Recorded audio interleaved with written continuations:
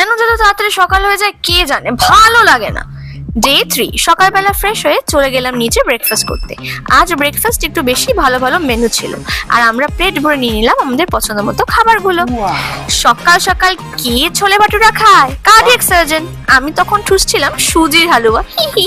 আমরা ভীষণ গরিব। তাই তৃতীয় যিনি চটি ফেটে গেছে চললেন তিনি এবার কনফারেন্সে। উবেরের জন্য দাঁড়িয়েছিলেন দিমু, আর আমি দিচ্ছিলাম তাকে টাটা। কনফারেন্স থেকে আমাকে নিয়ে চললো ঘোরাতে। উফ, অলওয়েজ অন ফোন। গাড়ির জানলা দিয়ে দেখতে পেলাম আমাদের দেশের পতাকা উঠছে, দারুণ লাগছিল দেখতে। আর এই সেই উমরা যেখানে তিনি কাল রাতে এসেছিলেন ঠুসতে, তাও আবার আমাকে ছেড়ে। দিল্লির নাজারা দেখতে দেখতে কখন যে পৌঁছে গেলাম ইন্ডিয়া গেটে বুঝতেই পারলাম না। ঠিক তার উল্টো দিকে এই পার্কে ছিল ঝর্ণা। এরপর টানেল দিয়ে ওপরে যেতে গিয়ে শুনতে পেলাম মিষ্টি মিষ্টি স্কুল স্টুডেন্টস এর কোলাহল। Wow, India gate. কোভিড এর সময় আমি এখানে বিয়ের পর দেবমালার সাথে প্রথমবার এসেছিলাম, কিন্তু এত কাছ থেকে দেখবার সুযোগ হয়নি। আজ প্রচন্ড ভিড় ছিল, তবে খুব ভালো লাগছিল এখানে এসে।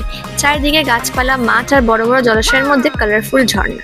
এখানে এসেছি, সন্ধে অবধি থাকবো না তা কখনো হয়। এরপর ফিরে যাওয়ার পালা। দিল্লির সাংঘাতিক ট্রাফিক এড়াতে we decided to go back by metro. 18টা স্টেশন পেরোনোর পরে পৌঁছালাম গন্তব্যে। রাত 9টার সময় লাস্ট শপিং সারলাম ওয়েস্ট সাইডে। এরপর হোটেলে ফিরে ডিনার সারলাম লাল মাঞ্চ and veg biryani with raita and salad দিয়ে। এরপর ঘুমোতে গেলাম। দেখা হচ্ছে কাল on our last day. Till then, good night.